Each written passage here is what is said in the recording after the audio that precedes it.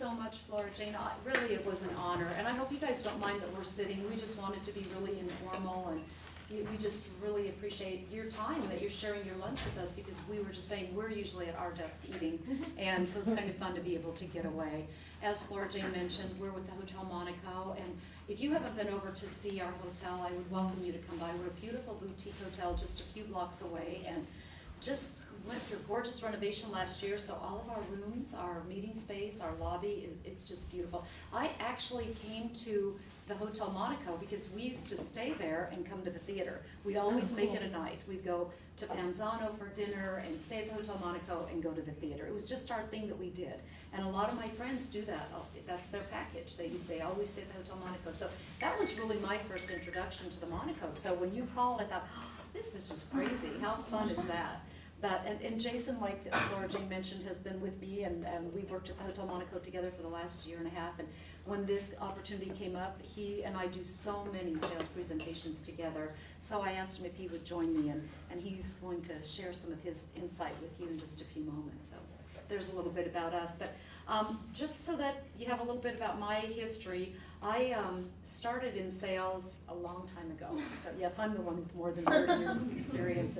My degree is actually in nutrition, and I never used that. So I went right into sales. I sold everything from postage meters and copiers with Pitney Bowes to international paper. I worked for IP for 13 years and sold packaging, and then got into the hotel business about 10 years ago. So I didn't even get into hotels and hospitality at this stage until later in life. My whole thing is about sales is really the power of positive thinking. I think sometimes people, when they talk about sales, there's that whole negative connotation of being sold. If you're going to a car dealership, that's the first thing that comes to mind, or an appliance store, something where it's negative, it's not a good feeling. Sales is nothing more than creating a relationship, really, no matter what you do. And just meeting somebody in a store, or meeting somebody on a street corner, or in an elevator, which I meet a lot of people in the elevator and turn them into clients. It's just really engaging with other people. And so I wanted just to talk with you a little bit about the power of positive thinking and having the right attitude. I have 2 kids, they're grown now, and they are married and on to their own life. But when they were little, I used to read this story, The Little Engine That Could. And my son loved that story. I had to read it over and over, backwards and forwards, over and over again. And what the best phrase that came out of it, I think, that stuck with both of the kids was, whether you think you can or think you can't, you're right. And it is true. What you believe and what you have in your head is your mantra. And if you really believe in yourself and believe you can do it, you can. And it really is true. So the more you can tell yourself positive affirmations, the more positive affirmations you can have in front of yourself every day, because your jobs are difficult too. You're reaching out, you're calling people, you're working with, on the telemarketing side, you're working with people who don't necessarily want to pick up the phone and visit with you. It can be challenging, so you have to figure out how to get past that and reach those people and turn them into a positive relationship or positive conversation. I think for me, over my 30 years of experience, one of the toughest sales experiences I had, you might all be familiar with Robinson Dairy. So Robinson Dairy was one of my accounts when I was in the packaging business with international paper. And at that time, that industry was very male dominated. There were very few women in sales.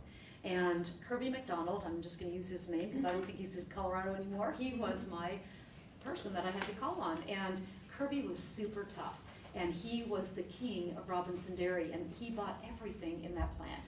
And the only time he saw people was on Wednesday mornings.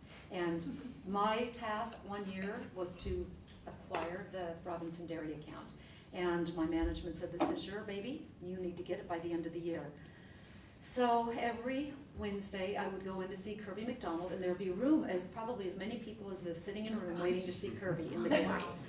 And I would sit there, at that time we carried detail cases with all of our samples, and what I really knew I had was an excellent product in packaging.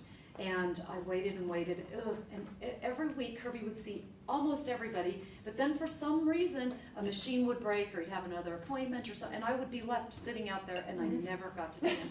Finally, I think we were 3 months into it, I had said to my management, I'm going one more week and that's it. I'm done. This is a waste of my time. I gave it an hour every week, every month for 3 months. I'm done.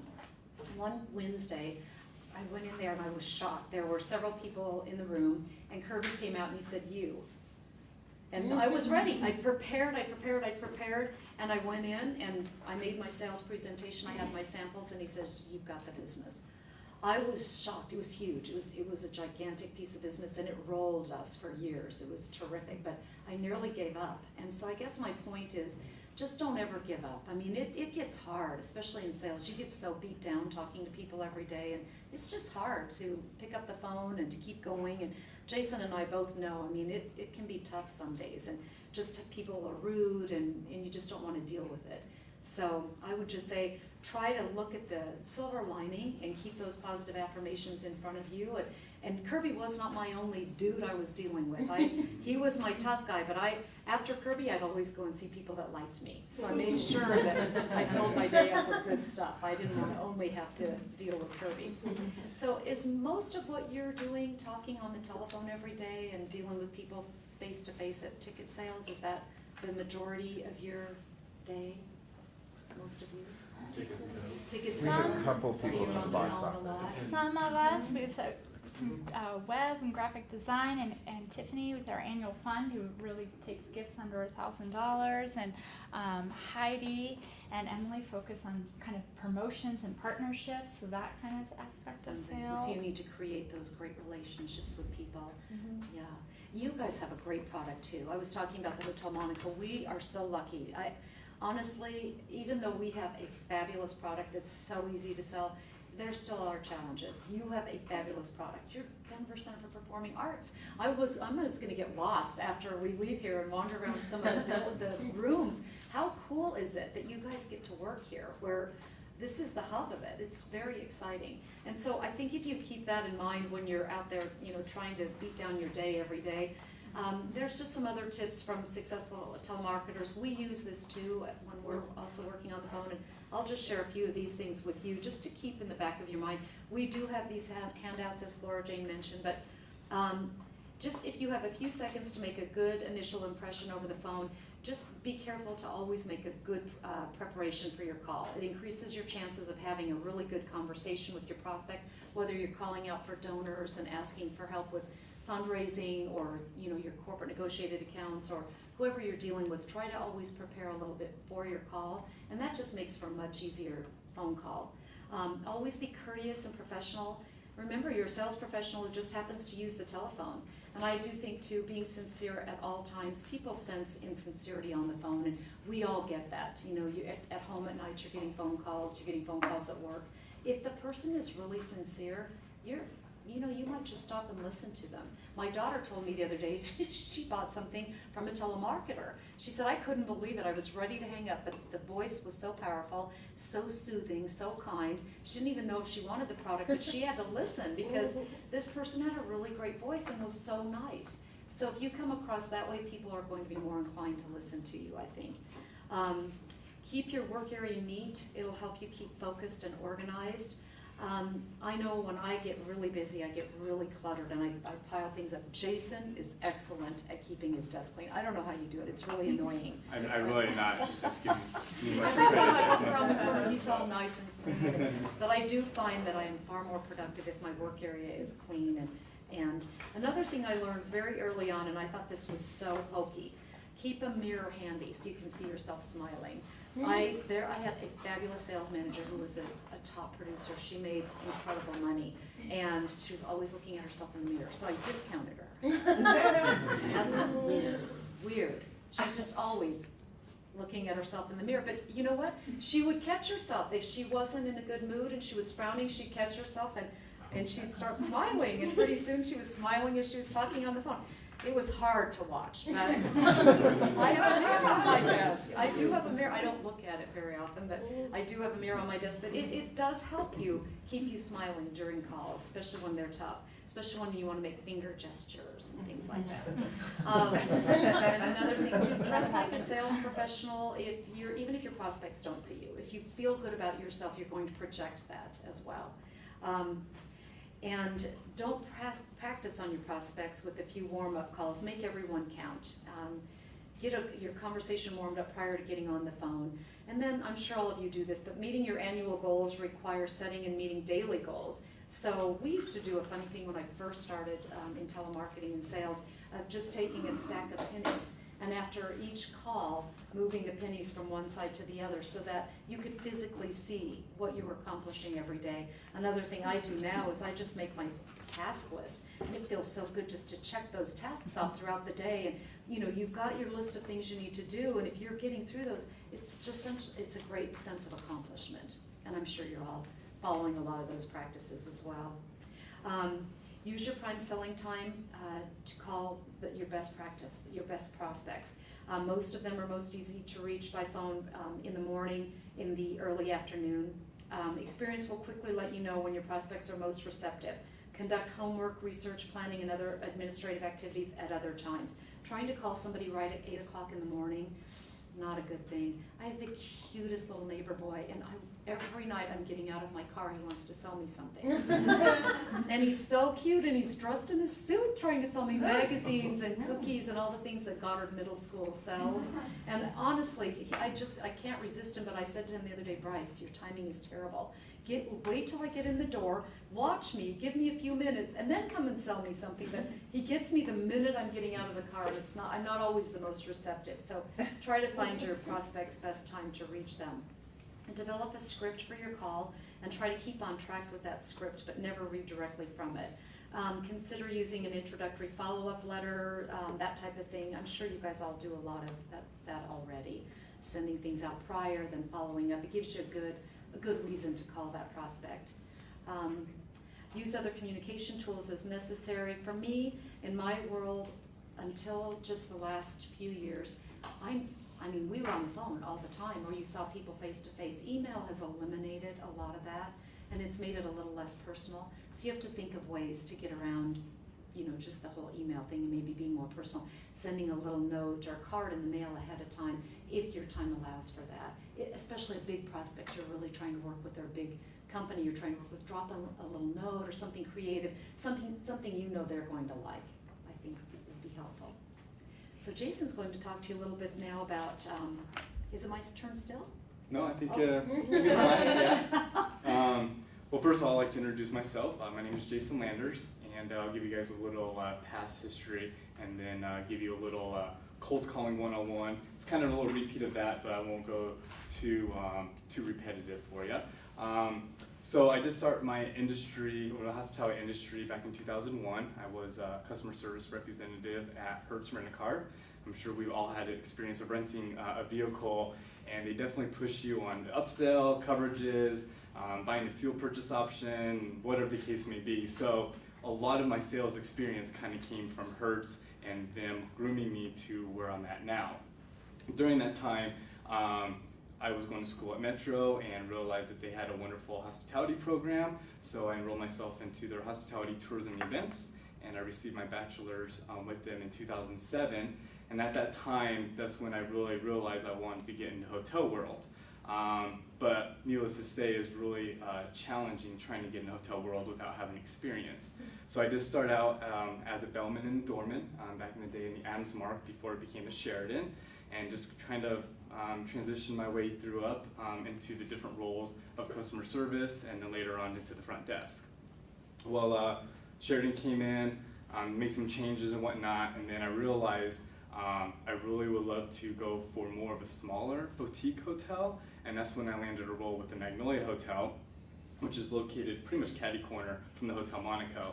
And I started there as front desk valet, and one day one of the sales managers and the director of sales approached me and asked me if I would be interested in the sales coordinator position. So I was like, thought about it, and I really found myself that I wanted to go more to operations side. However, having the sales experience at Hertz, I said, what the heck, and threw my name in the hat and became the sales coordinator, and then realized within a couple of years of being with Magnolia, I transitioned to comfort services manager, which handled all the details for the groups that came into the hotel itself, and did a little sales as well with them. And then doing more research of hotels that are out there and just other companies, I realized this wonderful company called Kington Hotels and Restaurants. And you always heard about them. They're like the new up and coming, even though they've been around since the early 80s. It just sounded like an amazing, wonderful, fun company to work for, and really just to be really part of something special. So when the opportunity arose for myself to put my name in the hat as a sales manager, which is about a year and a half ago, I did, and here I am. So definitely feel very fortunate and blessed to be where I'm currently at and to work with wonderful people like Sandy. I think as a success, getting a signed contract for every single piece of business is kind of success for me, just because you realize that you are creating an experience for your clients and the groups that are coming in-house, and even for our city. I mean, we do have an amazing city. Being a native, seeing the transitions that the city is facing currently, and then the excitement that is going to take place next couple of years, it's exciting to be part of that and really sell it and paint that picture for the clients who do come in-house. So I'm sure for yourselves, you have one goal, and that is to fulfill every single theater, whether it's getting the plays or the theaters in general, and of course filling every single seat that you possibly can. So I'm sure you guys have one goal, and you try to fulfill that within many different aspects of your different roles. So of course, being in the hotel, again, we try to sell everything as one. So this is a little history of myself. Just going into cold calling, we all probably hate doing it, regardless if you are an individual that's responsible to cold call every single day, or if your role does not entail that. However, you still can use it. Maybe you're trying to, buy a vehicle for yourself, and I think you can reverse it and be more the sales individual on the other end, and not be so much pushed around and really have the upper hand, so to speak. One saying I like to say is that there's the old adage that 90% of people hate cold calling, and that the other 10% are lying. So because we know it's not very fulfilling. You have to make many calls to even land that one piece of business, or whether it's a piece of business or get whatever you're trying to get out of that particular outcome. So what they say is between 5 and 10% of your calls are successful, regardless how it's measured. Maybe you'll get another appointment from it, maybe you build a relationship, maybe you build a friendship out of it. So there's many different things that can come out of just doing a little cold calling and being genuine and just speaking from the heart, and really know, of course, who you're targeting. Do a little research on maybe that company or that person if you're able to. What's so great about the internet nowadays, we have LinkedIn, we have Facebook, so anytime we get a client who may call us, I instantly might Google them and find a photo, maybe find on LinkedIn, find a little more history about them, say, oh, I realized you went to this college, or you're located in this state, and then it really shows that you really want to know more about them and that you truly genuinely care. With that said, being with Kington Hotels, we really try to create what we call ridiculously personal experiences, so we can definitely incorporate that within knowing more about them. And two, with our business, we always want to ask as many questions as we possibly can. Always ask those open-ended questions, so therefore you can carry on the conversation throughout and really get more info from it, instead of just being in that nope, and then that's it, and you close the door, and then there's no other doors open for you. Of course, I'm still learning, and I learn from like Sandy and other individuals that we work with, and reading books and articles. But I think there's not a level of being perfect in sales. You can always make yourself better, and the best way, as Sandy put it, was preparation, and just make sure you're prepared for as much as you possibly can that might come your way, and that includes cold calling 101. So prepare yourself. Talk to yourself from the mirror. That might help even with the phone, or just practice on the phone with this dial tone, and just see if your script, so to speak, is going to work. If not, then switch it up a little bit, and again have those open-ended questions ready to roll. And then basically just do a real plan of attack. Determine your objections in the cold calling. Set a goal for yourself. Maybe you just want to make 5 calls a day. Maybe have your little pennies. I have my crazy, everyone in the office called my Jasonisms. So I might get a piece of business and yell out a little bit. We try to have fun within the office, because the office environment can be pretty stressful. So we might have a little bell, or have have that Office Depot, that little button that says, "Oh, that was easy." You know, push that anytime we get a piece of business or have a good call or whatever the case may be. So therefore, everyone feels like they're part of it, and you kind of get the blood flowing and get the excitement rolling for everyone. So again, it's important to set those goals throughout the day. Of course, we know time management, it's easier said than done. I definitely try to say, hey, these are the hours I'm going to do X, Y, and Z. However, that really never determines or really works out accordingly. Of course, phone calls may come about, or you get pulled away from last minute things. So it's very important to try to have time management if you can. But I know we're all guilty of maybe not being as good with it as we should. And then of course, getting away from your desk for lunch is very important. When you walk around and whatever else. Eating is very important. And then lastly, again, just research your target companies. Make sure that you know the financial position. Of course, you don't want to call a company that did a massive layoff or whatnot because maybe the morale isn't there. So maybe wait on that. Research them later down the road. See if they're a growing company, are profitable and whatnot. Because then in turn they might have money to have meetings or have a group that will come here to the theater and spend money with your facilities as well. So it's pretty much kind of cold calling 101. Like I said, I don't want to bore you guys too much with it. Again, just prepare and practice, and yeah, hopefully work out accordingly for you. So. One of the things that we get graded on, even as in our business, quarterly we get shop calls. And that's to keep us sharp and fresh, and we never know when they're going to come through, and it's super important. It goes towards our goals, it goes towards our income actually. And if we're failing on our shop calls, that there's repercussions to that. So it's really important for us to practice all the time and try to keep our skills up. And no matter what you're doing, it's the whole sharpen the saw thing. And I don't know about you guys, I provided Laura Jane with a list of books that might be helpful, and it's in the packet there too. But through all of my years of selling experience, I've always enjoyed reading different books that might be helpful. There's the Success magazine, always has really great tips. You can get that online.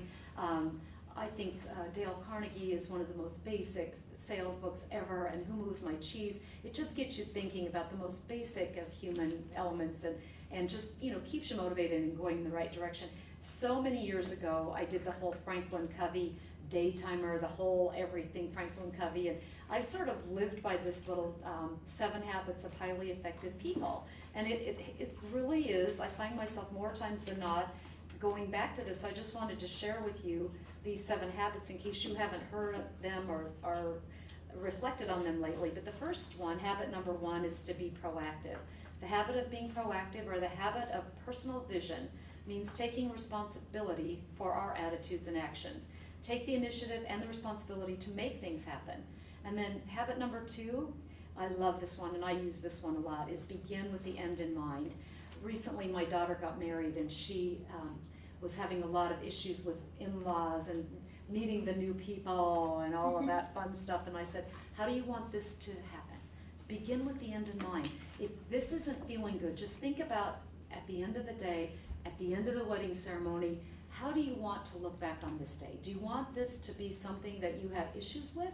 Or do you want to get past some of these things? Just begin with the end in mind and think about how you want it to look when you get there. And I think sometimes we'll shift the way we think if we think about it in that way. I like that one a lot. Number 3 is put first things first. This is the habit of your own personal management, which Jason mentioned. It involves organizing and managing your time in advance, manage yourself, and organize and execute your priorities. How great we feel at the end of the day when we actually have done that. I mean, we start out okay. We might have 20 things down on our list, and if you even get 5 of those done, I think that's a huge accomplishment. And just keep pushing forward on that. And then habit number 4 is think win-win. And I actually feel that's what sales is all about. It's a win-win. Regardless of what you're doing, whether it's a relationship with your family member or a friend or a sales associate, both of you need to win. It's both parties come away from there feeling good. It's a habit of interpersonal leadership. It's the attitude of seeking mutual benefit. It's thinking, beginning with a commitment to explore all options until a mutually satisfactory solution is reached. Habit number 5 is seek first to understand and then to be understood. And like Jason said, always ask a lot of questions. Ask your prospect, ask the people you're working with, what is it you're needing, and really listen to what they're saying. And once you understand where they're going, then you can be empathic to what they're saying. And then you create trust. Habit number 6 is synergize. This is the habit of creative cooperation or teamwork, which I'll bet you guys do a lot of teamwork types of building within your departments. It brings different perspectives together in the spirit of mutual respect. And habit number 7 is sharpen the saw. This is the habit of self-renewal, reading books, doing things that help you both spiritually, mentally, social, emotional dimensions of your nature. So I think if you can reflect on those 7 habits, regardless of what, Stephen Covey did it or whoever, just to go to your daily reflections and get on the right path. I think that's really helpful. And how are we doing on time? We're You good. guys okay? I'll let you know when we're going to Okay, let us know. some questions. One of the other things, I know you all have to do this too a lot, is develop and establish rapport with others. My husband's in sales. He's had a sales company in financial planning for 30 plus years. And he does very well, but he cannot remember people's names. I mean, he can't remember my aunts and uncles' names, and we've been married for 34 years. We'll be walking into a family event, and he'll go, who's married to Uncle Joe? What's their name again? I'm like, Margie?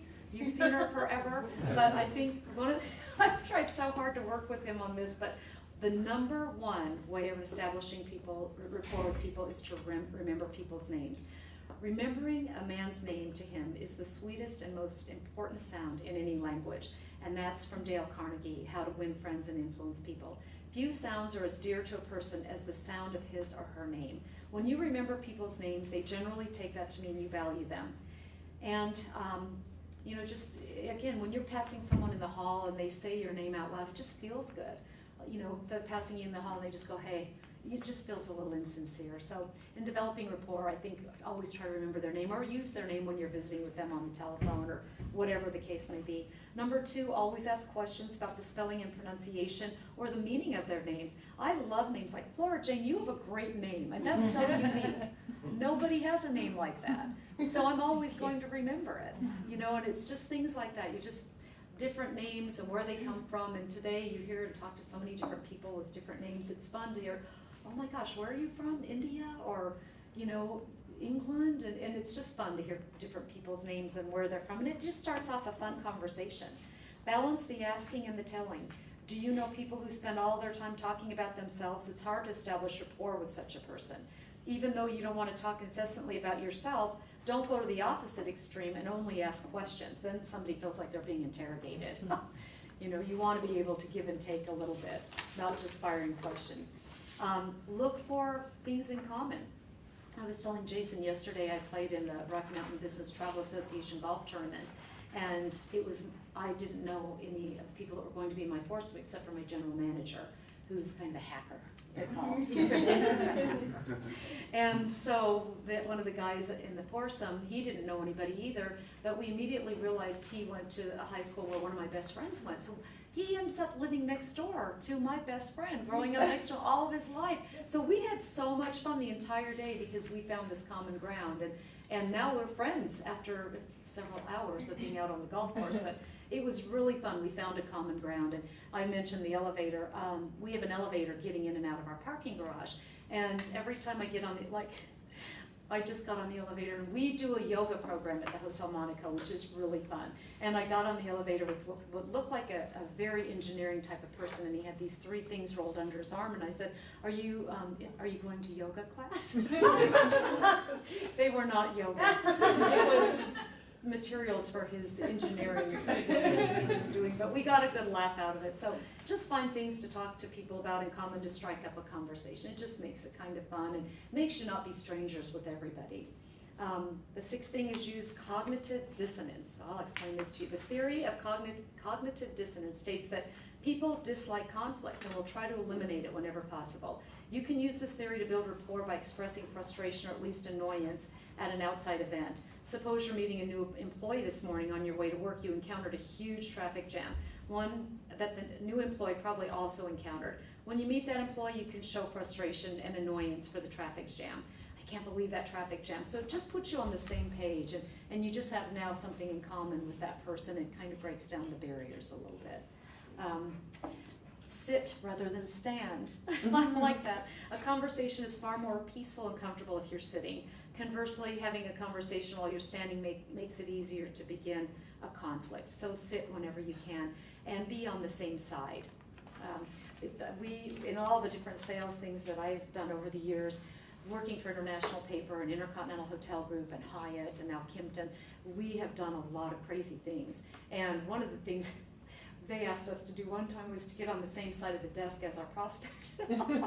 I thought that was so strange. To go in, and here is my guy that I'm going to be calling on, just to go over and sit right next to him. It was bizarre. It was really bizarre. But that was just one of those things that's just crazy out of the box. He just sort of scooted away from me and needed his little safety distance, but it just kind of changed things up a little bit. So whatever you can do to change things up makes it a little bit more fun. And never, never speculate on pregnancies. Okay, this is I'm just going to bring my husband up again because Jason's heard a lot of my husbandisms. I had a lady that did my hair that I loved, and he came home because I sent him to get his hair done, and he said, "Why didn't you tell me she wasn't pregnant?" I said, "No. She isn't pregnant." He said she was wearing a maternity dress. I said, "She's not pregnant." He said, "I found out." He had the worst haircut I'd ever seen. He said, "So when is your baby due?" And she said, "I'm not pregnant." She was my age. So don't speculate on pregnancy. So anyway, just another little thing to keep in the back of your mind. And now Jason's going to talk to you a little bit about getting through the gatekeeper. We have this a lot because we do go out on sales calls. I don't know if you get the opportunity to go out and visit your clients or see your people, but we do have to go out a lot. So we spend a lot of time on how to get past the gatekeeper. Yes. So buzz through the gatekeeper, I should say. So basically, it kind of goes back to cold calling, whatnot, just being again sincere and really making that connection with them. As Sandy stated, a lot of individuals, a lot of people, we like to talk about ourselves. So ask questions about themselves. What do you do? How long have you been with the company? Really kind of break the ice before just diving in and say, let me talk to your boss, can you transfer me, or who is your decision maker? So really just start it off in a really genuine conversation and really get to know that person as if you were, getting that call on your end. And then of course, you don't know what they're selling to you, so you want to introduce yourself and let them know what you're about, and then ask them, of course, if they ever experienced maybe that particular product you're trying to sell, if they've been to the theater, whatever the case may be. One way that we like to kind of go through the gatekeeper, especially when we're able to physically see them, is providing them wonderful goodies from Pinzano Restaurant. So having our restaurant really gets us our leg in. That is one of our huge selling features. A lot of people, especially with food, it definitely creates that more personable experience. Whether you're going to have a lunch with someone, maybe it's a friend or family member or even a client, it just makes it that much more personable having a meal with each other. So when you're able to bring some goodies and really talk to them by their stomach, it really helps out. And especially if they are fully aware of the restaurant as well. And of course, it's a good way for us to feature the restaurant within the area. So we do that quite often. There might be some famous tapenade that we have, or some brownies, some things like that. So we'll get creative. We should have brought you guys some treats. The next time, I'm just looking at your lunches thinking you could have had a brownie or something. We should have done that. Shame on us. Next time we're out and about, we'll drop off. We'll drop them off. Okay. And of course, when you are reaching out to them, always ask them, instead of saying, hey, transfer me to your boss or to the decision maker, maybe ask them to transfer you to the IT manager. And then they might feel more helpful and then be able to transfer you and not actually push you away and say, no, I can't help you out, because they'll know that you're automatically, telemarketing, so to speak. One thing I like to do is maybe get email from them prior to, just do a quick phone call and say, hey, I just want to send you a quick email, some information, blah, blah, blah, and then see if they're interested, and then, say if there's opportunity I can meet with you or whoever decision maker may be, please let me know. I think warm emails is better than cold calling, so to speak, even though calling is still very, very important, but of course with our technology these days and the importance of everyone's time, everyone prefers, of course, the email. And another thing is, when you do ask for the IT manager, excuse me, find out, of course, their needs. And when you are selling that product, we do have useful tools that we can find out if they are having meetings in Denver. Of course, I'm not going to call on, maybe hotel, maybe my competitor or a restaurant, because I know that they're going to have their own meeting space or whatnot. So, of course, you just want to make sure that they do have needs for your services or your product. So therefore, you can definitely make more out of your prospecting and going through that gatekeeper. And then last but not least, always do a follow-up. Follow-up is key with everything. So my rule of thumb is I try to follow up maybe like once a month, give or take, especially if I know they do have needs for other hotels within the area. I definitely want to keep them on my radar and really, I don't want to say be too pushy, but keep myself present. And then now Sandy is going to discuss some characteristics of the of great closure. Yeah, do you guys have to close a lot? I mean, once you get them on the phone and they're buying the ticket, you need to close the sale. Yeah. And My I team just definitely does. Yeah. That's very important. I wasn't sure if that was like a real strong hard sell or It goes either way, but the goal is that after some amount of prospecting that they do buy tickets for that show and then another show and then another show and then hopefully increasing their group size as well. Exactly. And I think, again, back to closing, it just sounds so harsh. And I've always thought of it more as, I like just having an extension of a relationship. So you're going to buy this is so great, and we're going to move on, and you're going to enjoy what you're doing, and we might do this again sometime. So instead of looking at it as a hard close, which came from my old days of selling copiers and postage meters with Pitney Bowes, which was pretty intensive, I like to look at it as more a continuing of a relationship. So here are just a few characteristics of a great closer. Great closers have a burning desire to close the sale. They know that closing one additional sale per day, per week, or even per month will greatly increase their income. And this is written by Gary Michaels, who has a television and radio show in California. He's hugely successful. And I had listened to his radio announcement, and I liked some of what he was saying, so I kind of clipped this out.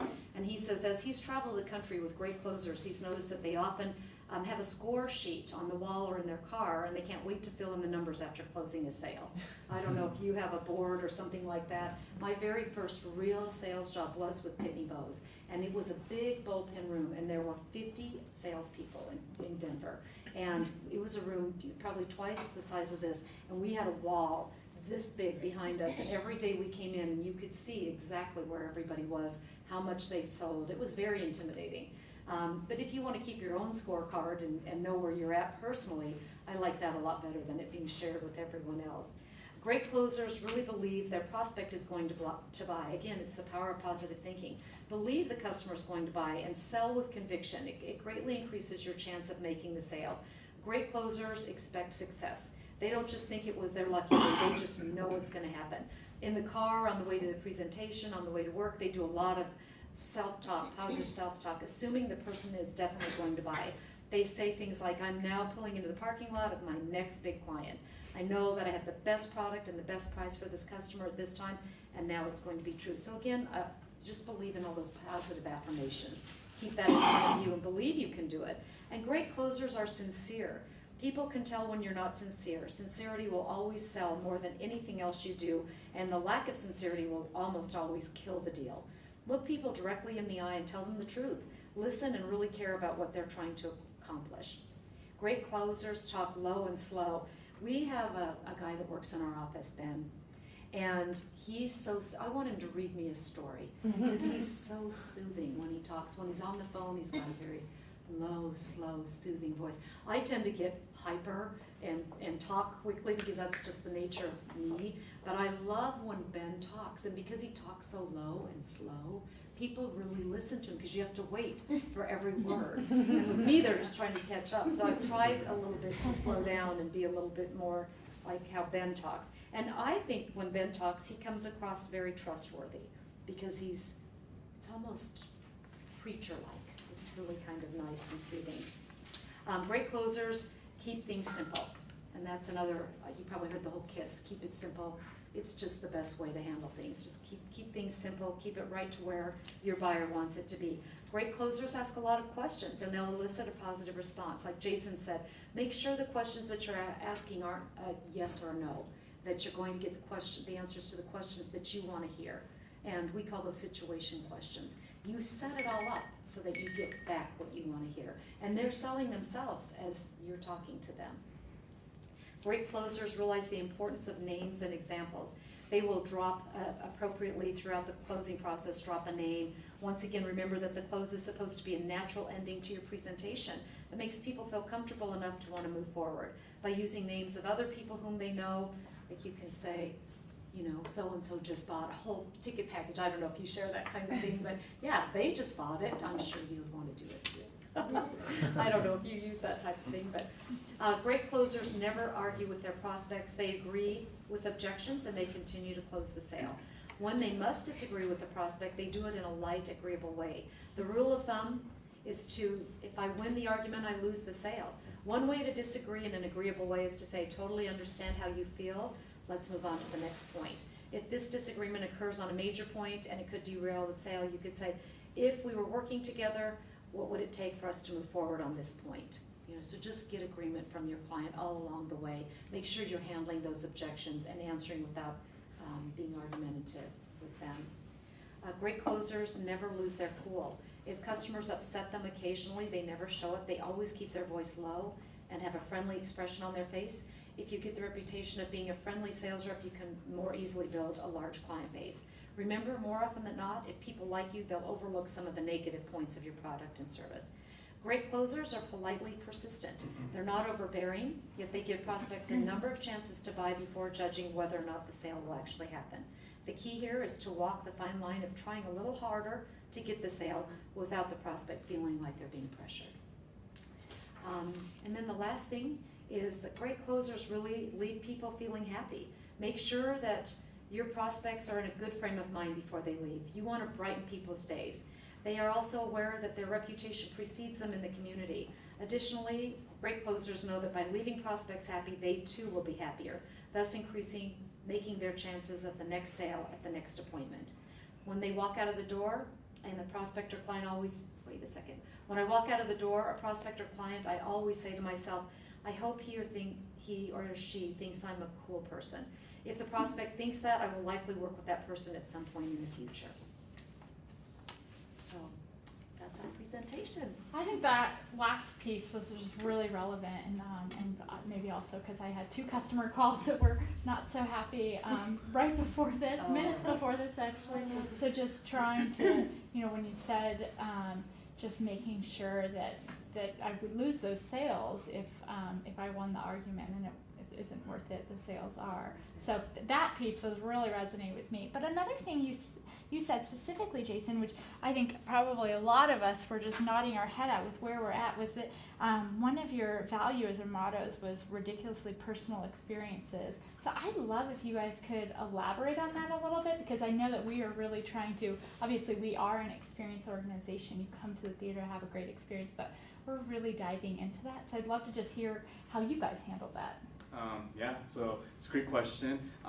So as a company brand, as Kington Hotels and Restaurants, you know, with all of our 60 hotels throughout the United States, it is our goal for every single hotel is to create a ridiculously personal experience for every single guest. Now that might be finding out those questions when they do check into the hotel. You might find out, you know, the front desk agent might find out, you know, they're not feeling so well. You know, maybe they can go down to Walgreens and get them something to help them with their sickness, or maybe they're there for their family and have some kids, and the kids really like to have Swedish fish, so let's get them some candy. And the front desk people, they'll go and get medicine. So that's what's so great about our fish, company is that they incorporate empowerment. So whether us as managers or an hourly employee, whatever we can do to make our guests stay that much more, you know, pleasurable, more memorable, and again, make that experience whatever it takes, essentially. So we had a really amazing guest, Mr. Buzz Aldrin, stay at our hotel recently, And our front desk manager is so creative, and she said she went out and got moon pies. It was so cool. It was on the Apollo 11, and they put they got little flags, and they put little flags in the moon pies, and had that put up in his room upon his arrival. So anything we can find out about our guests that's special and important to them, we just go crazy over it. And our front desk staff is absolutely amazing. They will knock themselves out and try to one-up each other to try to get crazy things out to our guests. And like Jason said, we've had people in where they're getting treatment at one of the hospitals, and we really send up soup or some blanket or something that might make them feel more special and well taken care of, or hot tea, or if their children are with them and they want those little mini robes. We have not only our size robes, we have little mini robes for the kids too, and just something to make it fun for the kids. We also have our Guppy Love program, so we send up fish. It's crazy.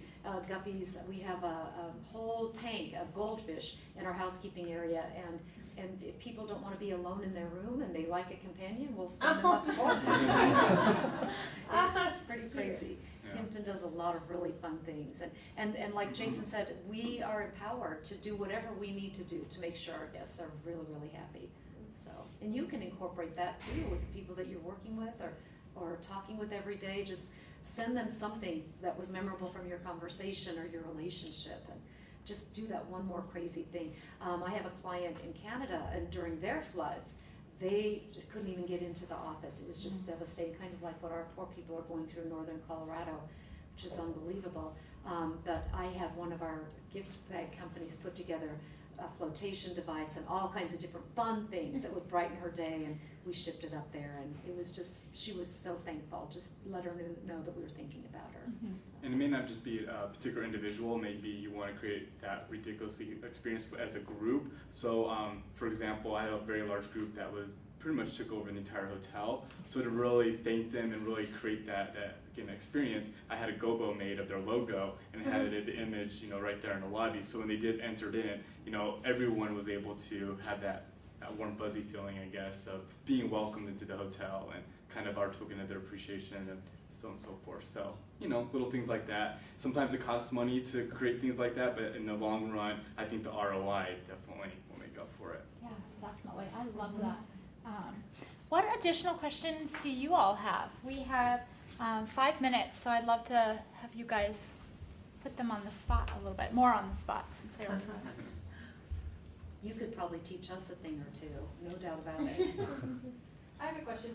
We talked about kind of retaining customers, and you get so excited when you're about to buy something that you don't want to mess that up. But how often do you really kind of present something else that they could possibly purchase down the line? Like a lot of times when we close one show, like say they're buying Sister Act, it's kind of hard because we're starting to get the money, get their credit card information and mail the tickets, and that's kind of the end of our sentence. But how often do you find that you can like slip something in at the end to be like, oh, by the way, Christmas Carol's coming? Like, do you do a lot of that kind of, Yes. do you see that working more? Absolutely. Or do you find people feeling that it's like pushing them? So I handle more the group side. So with getting groups in the hotel, of course, we want to have them come back, whether it's quarterly, annually, whatever the program takes place. And of course, every time they come back to Denver. So one thing I do a trace follow-up. So maybe it's not as right when it takes place at the event, maybe 30 days after, or even like 2 weeks after things maybe settle down and they can really, we'll have feedback, of course, throughout the time that they're here, but really so they can absorb what took place and whatever they really want to emphasize that what happened. So basically, I'll do a trace follow-up and say, hey, how did everything go? Or you guys have any plans to come back to Denver, or any other needs? I'm not sure, do you guys sell other theaters throughout, or is it only here in Denver? Do you guys work partnership with other things? It's in Denver. Because a lot of times I'll ask them if they have any other needs for any other cities with Kington hotels, so therefore they can kind of use me, and then I can delegate that for them. But yeah, I try to do it after the fact, so therefore you can find out the full reflection of their stay, and of course if they like the theater. Maybe Sister Act will then go somewhere else. I mean, it's still keeping it all within the family, the theater family. Maybe you can say, hey, it's going to New York now, I don't know if that would help you guys, but I see what you're saying. You've got them on the phone. You may not get to have them on the phone again for very long another time. So it's possible to say, you just really appreciate them buying this package, and you might want to keep in mind that we also have the holiday packages coming up. Keep that in mind. Would you like me to follow up with you on a certain date? because those will be going on sale soon. Or if you'd like, we can pre-sale those for you, something like that, so that they know this isn't the end of our relationship. We're gonna be back in touch, and they know to look forward to hearing from you. And that might even stop them thinking, oh my gosh, I should buy those.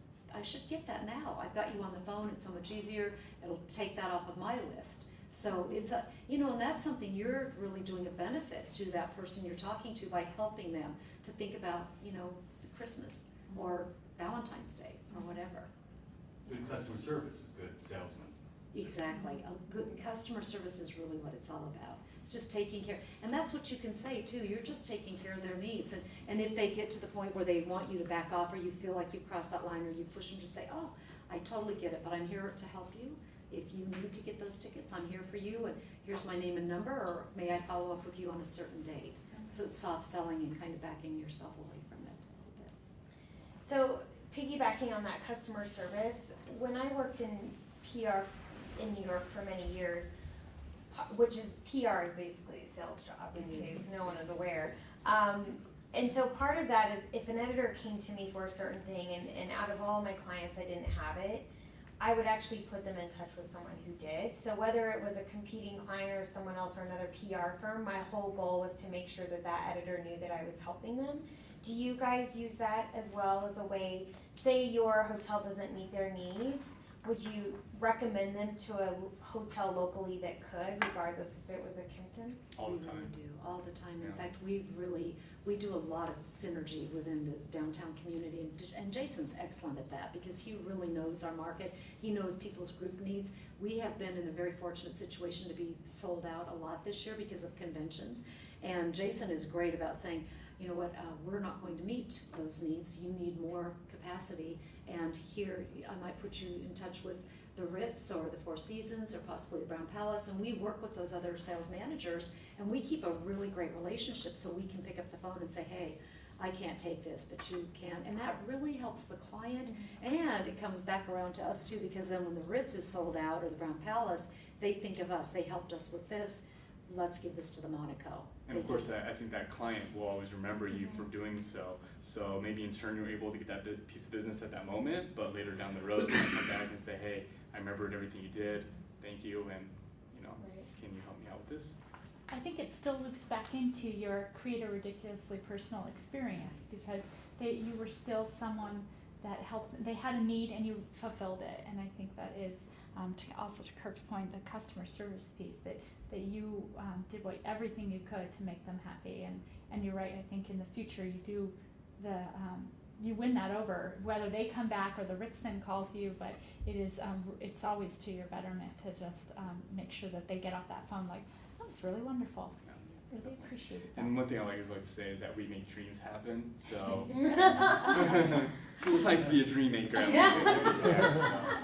actually does use that, and I'm like, what? What did you just say? It's a little thing. That's good. I love Big it. promise. Any other questions? I think in addition to all this great education and the handout that I'll give to all of you, but what I really took from it, from hearing both of you talk, was just the amount of passion that you have in your voice and how personable you are. And I think that I can tell, no matter if you were on the phone or obviously here in person, that I think anyone would gather that from you. And that would be probably my personal reason why you both are probably so successful at sales, is that it's just, you can tell how warm and friendly you are. And I think that goes a long ways. So, Thank you. Thank you, Florence. Yes. Thank you for the opportunity. yes, thank you Yeah. guys.